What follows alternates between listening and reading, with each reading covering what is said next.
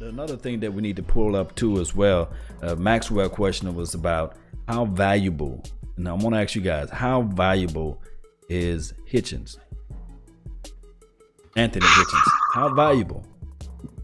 Well, I wrote an article about him where I don't want him to leave because I feel like I like his leadership. He's just one of those guys that you're never going to talk about, but he's always going to be there. He's been there since his rookie year. When Sean Lee blew out his knee, he stepped right in as a rookie and down there played all three positions and was very effective. He's one of those guys you never talk about, but he's always there.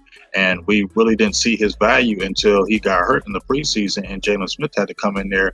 We needed Hitchens. I know I was waiting, looking every week for that injury to hurry up and heal because we needed him. But at the same time, he's not an all-world player. He can be replaced.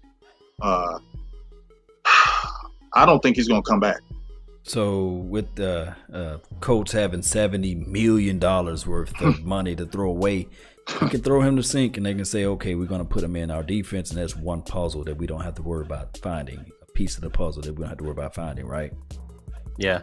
Stephen Jones said on Hitchens earlier today, he said that, quote, that's one we don't want to let get out of here. So Dallas is interested in bringing him back. It's just going to boil down to what the dollars are going to come out to.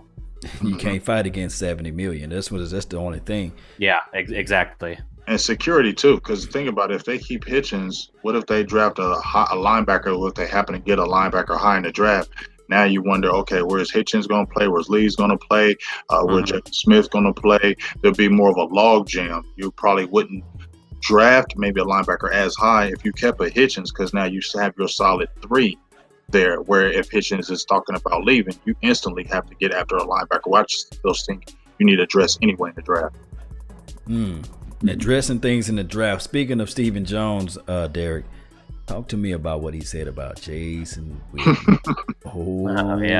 Reliable.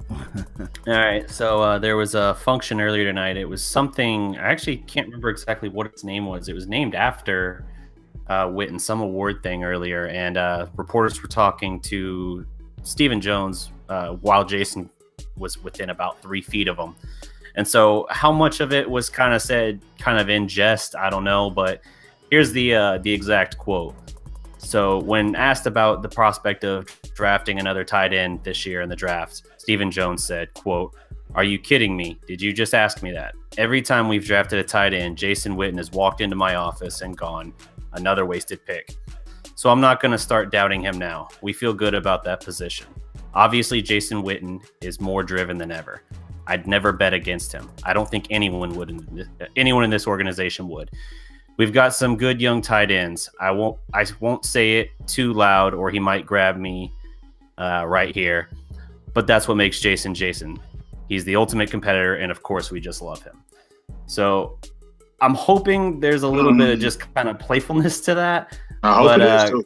Yeah, because they need to look at his replacement. And yeah, we have a couple young tight ends, but I mean, if they don't have much faith in Rico, especially, then what really do you have behind him?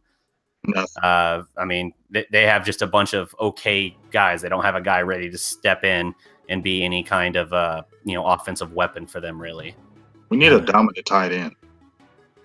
You know what? I hate this one word that he said out of this whole thing. He said, "We love him." Yeah, that's what that sounded too much like Jerry Jones, huh? You know what I'm saying? Sounds so much like Jerry. And when you love a player, I know you're finna explode, but when you start talking like that, when you start talking about I love a player, that means you're untouchable. That means you're starting the whole year. Yeah. I mean, you're not losing your spot. That's what that told me. And you know what it tells me too as well, if you ever watch, this is a movie reference right here, The Faults Beyond My Stars or something like that. She loved the guy unconditionally, or he loved the girl unconditionally. So when you start talking about love, L-O-V-E, and the way he said it, we just love Jason. Just love whole reliable, you know what I mean? So it's going to be one of those situations, man. Oh my goodness. I'm like, come on, man. And here's the thing. Here's the problem. You know how we talked about it already? It's like you can't say one bad thing about Jason, and it's just the real. Like, guess what? He's getting old. I mean, his stats are right here. I mean, yeah, he went to the Pro Bowl, 63 catches, but under 600 yards. I mean, talk to me. Is that out of reputations or what is that? I mean, 8.9 yards a catch. I mean, average 1 point yards a carry after the catch. I mean, and it wasn't one of before midseason, he was one of the worst blocking tight ends per Pro Football Focus. So we hold him in this. Oh, Witten. But if you really look at the game, it hurts us. We need a dynamic tight end that can come in and do what we need to do and spread that field and make us dynamic. You see these tight ends. We saw Zach Ertz. If you ain't been seeing these tight ends that come in, and Ingram, I mean, look at Ingram. I mean, your boy from Washington who always is hurt. He's nasty when he's ever healthy. I mean, that tight end can change the game. And at the end of the day, we can prelude into the Rico Gathers thing because this dude is just, to me, he tripping. And break down what Rico Gathers is tripping about. He tripping. I mean, he tripping because it's like, and then I don't like when these guys jump on social media and be like, oh, y'all hating on me.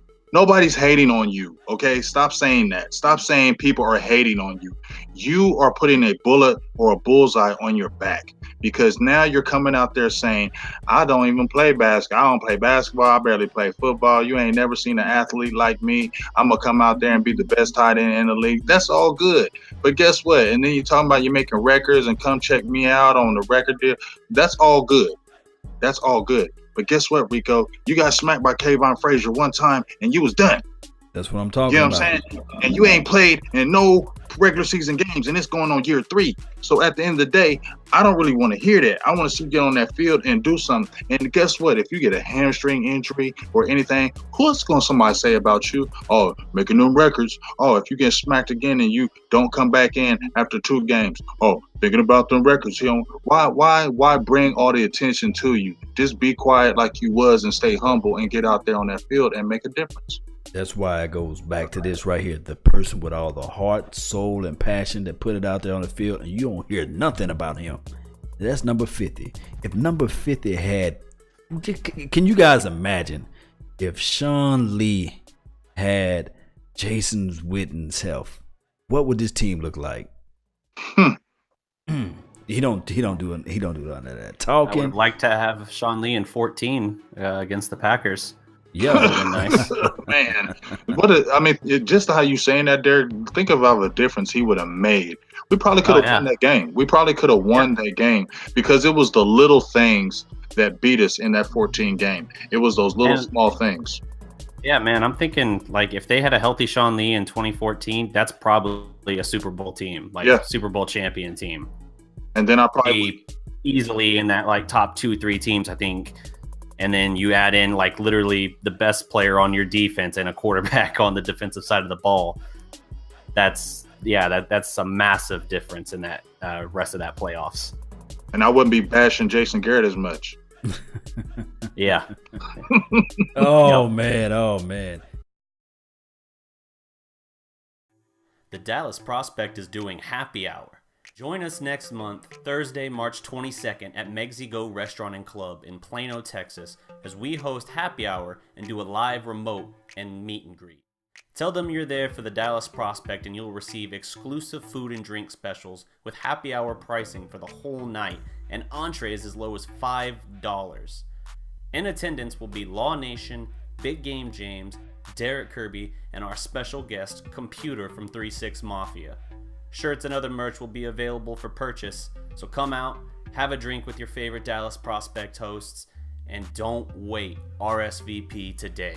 Let's make it happen.